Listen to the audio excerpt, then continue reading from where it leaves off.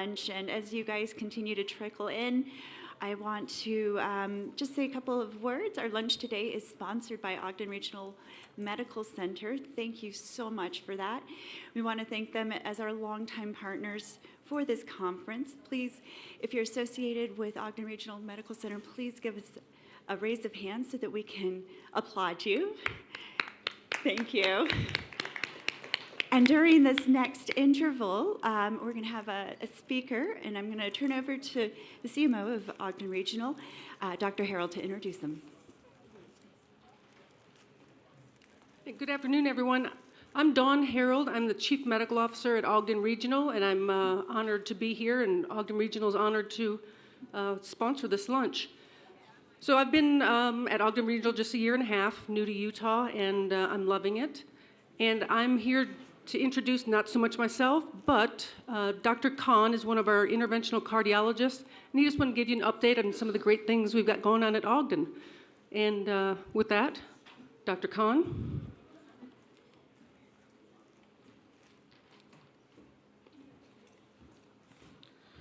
Thank you very much for having me. I'm one of the interventional cardiologists with Northern Utah Cardiovascular Associate, affiliated with Ogden Regional Medical Center. I would like to give some introduction about my organization, the accomplishments, and in addition, the accomplishment by our cardiovascular services, what kind of new technologies and the complex things we offer to our patient to improve the safety and the well-being of both our organization and the patients. And if you guys have any question, please stop me, and I hope you will enjoy lunch during this presentation. So Ogden Regional Medical Center was named as the top 100 hospital by the premier INC AI Independent National Studies Survey. So what they have done is, they take different variables from different domains, and those domains, they are very strong. If you look into it,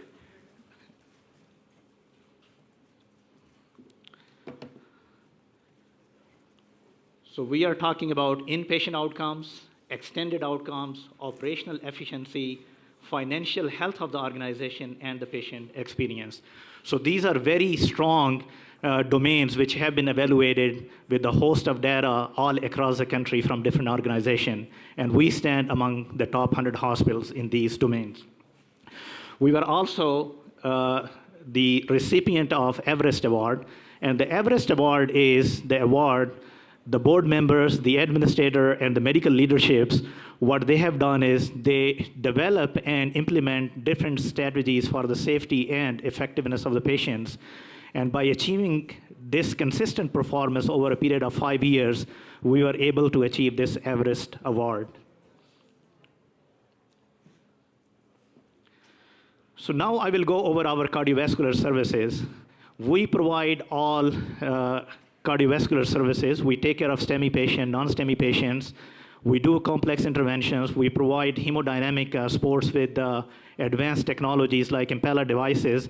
In addition, we have a robust vascular and cardiothoracic surgery program, and we have very well-advanced electrophysiology program where we take care of arrhythmia patients. We give the devices, pacemakers, defibrillator devices, CRT therapies, and recently we have a new technology of pulse field ablation, which I will talk about in the management of atrial fibrillation. So in our cardiovascular services, we were the top 50 cardiovascular services across the nationwide. And these are very robust parameters which we have achieved to accomplish this award. So these measures, they include acute myocardial infarction performance, management of heart failure patients, coronary artery bypass graft performance, and percutaneous coronary intervention performance. These are the majority of the patient who comes to the hospital with the cardiovascular diseases. So we scored in all of those 4 areas to accomplish this highly prestigious award from the study data. And I also wanted to mention is why this award is important is, according to this Premier Incorporation AI database, if all the hospitals, they perform at the same level, you can prevent 350,000 deaths in a year, and you can avoid 600,000 complications in a year, and you can save $17 billion in the healthcare cost. So this is why this data is so important to all of us.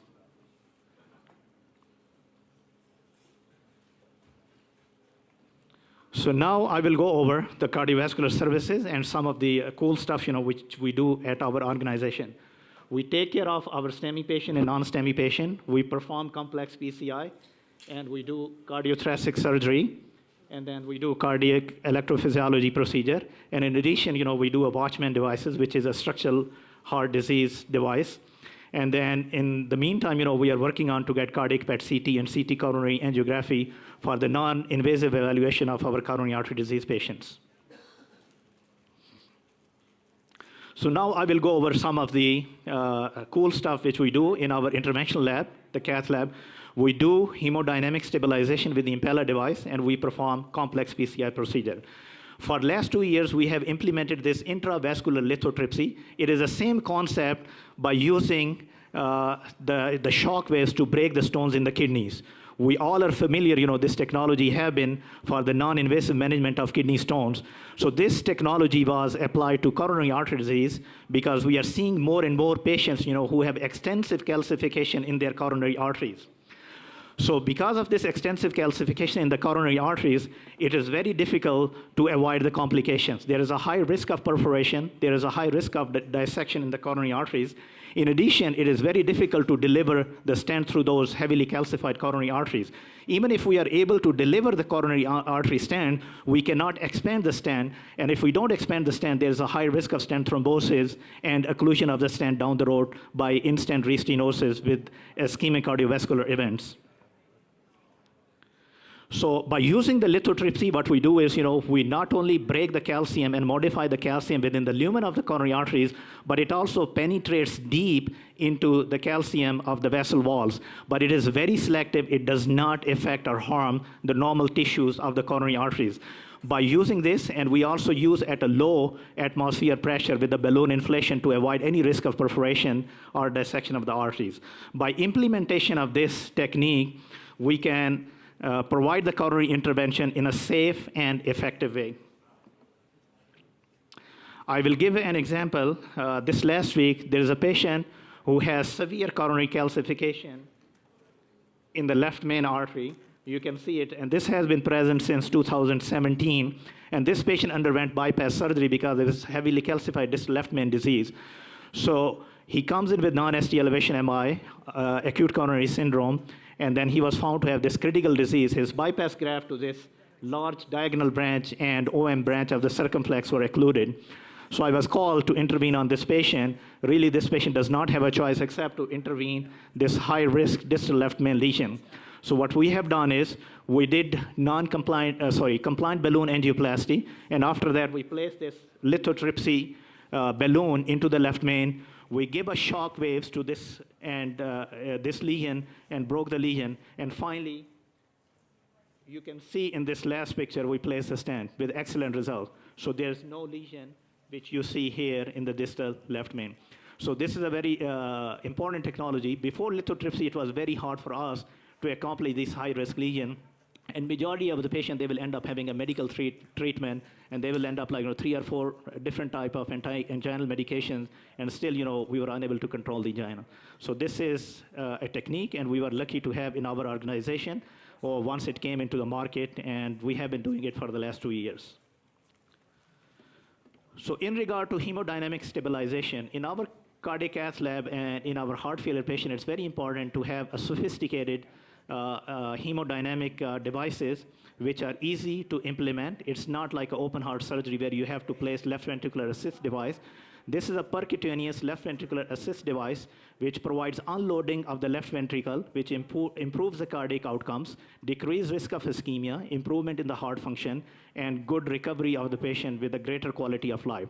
We have 2 different type of Impella devices. One is called as Impella CP, which we use in the cath lab for patients who have a complex coronary artery disease. They are not a candidate for open heart surgery, and they have multiple comorbidities, and they have complex multi-vessel or left main disease. The second Impella device is 5.5, which is a higher end. It provides 5.5 liters of cardiac output. We use in a very high risk our cardiac patients who are going for coronary artery bypass surgery. So the way this device works is, this device is placed into the left ventricle. It has a motor into it, and it has influx cannula and outflux cannula. The influx cannula is where it sucks the blood from the left ventricle and it pushes into the aorta through the outflux cannula. So in this way, there is end organ perfusion, more perfusion to the brain and more perfusion to the peripheral vessels and the rest of the body. So as I mentioned, so this device basically is in patients who have multiple comorbidities, and they have to go for complex multivessel coronary artery disease. The second type of patients are on the right side, those who are coming with a cardiogenic shock. There was a high mortality, especially those young patients who have myocarditis with severe LV dysfunction, peripartum cardiomyopathy, or patients who are coming with acute myocardial infarction with cardiogenic shock, or patients who are in a severe heart failure due to non-ischemic cardiomyopathy. So what we do is, by using this Impella device, we improve the blood pressure of the patient. By increasing the cardiac output and mean arterial pressure, there's more end organ perfusion. And basically what we do is, we stop this irreversible, what we call as death spiral of cardiogenic shock. So we make it reversible with the recovery of the heart functions, and in this way, giving a hemodynamic support. So basically, using lithotripsy for complex PCI is a novel treatment for coronary artery disease patient, and using this Impella device for those patients who have LV dysfunction or if they have a severe heart failure or cardiogenic shock due to any reason, so they get benefit from this procedure until there is a recovery from underlying disease.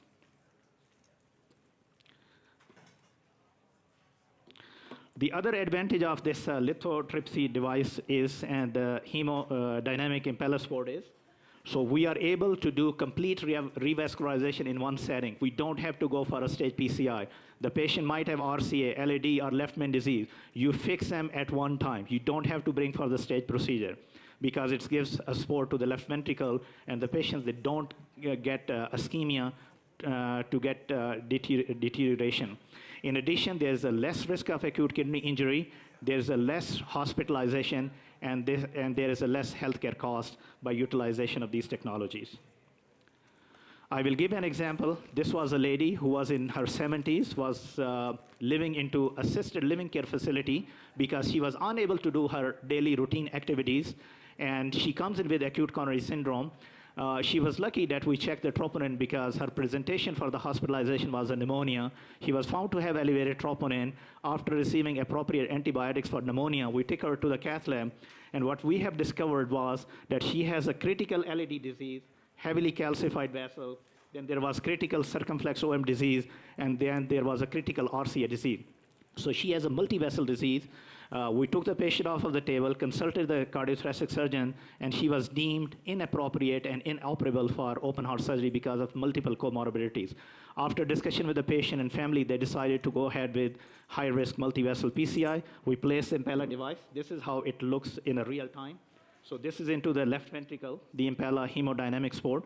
And then what we have done is we place a stent into the LAD, and into the circumflex OM, and into the RCA. So she accomplished this multi-vessel percutaneous coronary intervention with this hemodynamic support. If we did not have a hemodynamic support, in the past we used to either have high risk of complications on the table, or you just treat them with the medical therapy and send the patient to a hospice care.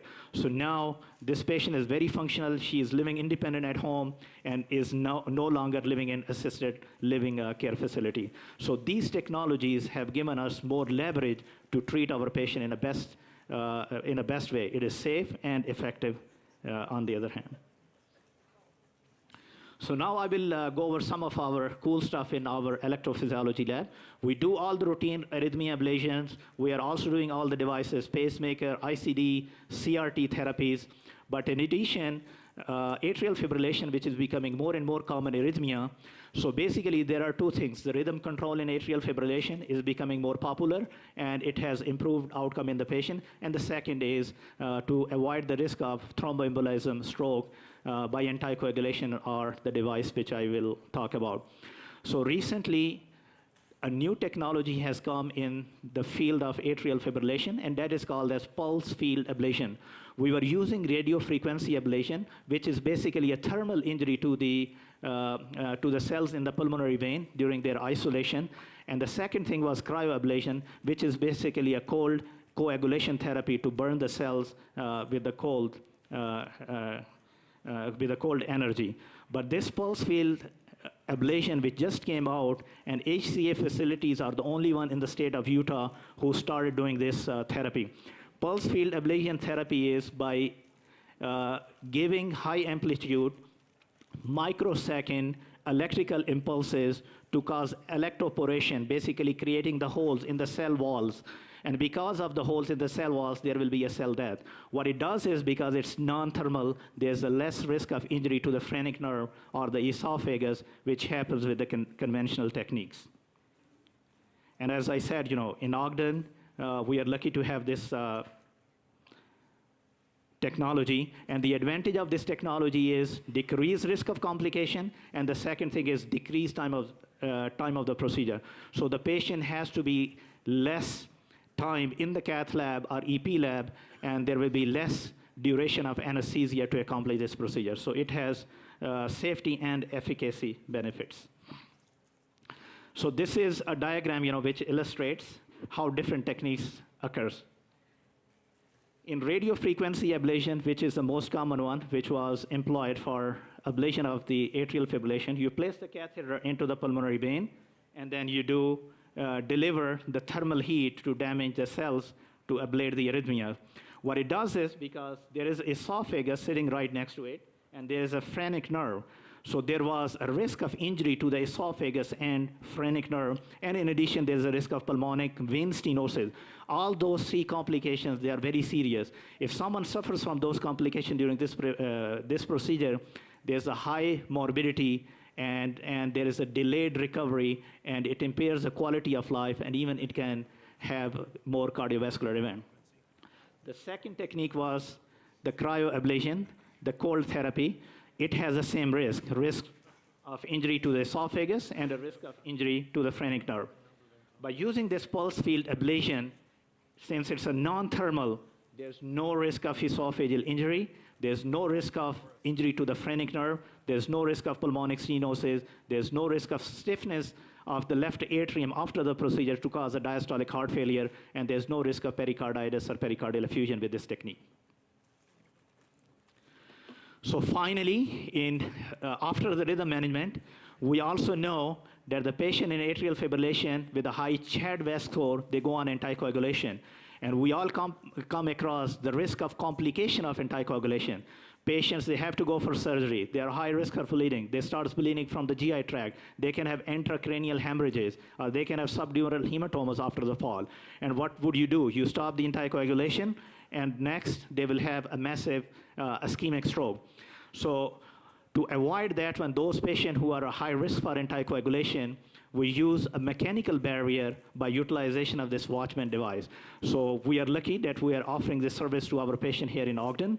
And what we do is, we place this Watchman device into the left atrial appendage, just making as a mechanical barrier, so prevention of the clot formation in this gutter of left atrium appendage.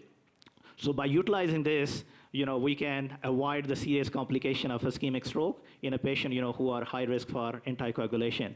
And when you look into the data, basically the data is very comparable by utilizing the Watchman device versus anticoagulation. But from the insurance perspective, you always want to try anticoagulation first before declaring that this patient was a high risk for anticoagulation and will benefit from Watchman device. I will end my discussion here, and thank you for your time and attention. If you have any question about these technologies or any other things, please feel free to ask me.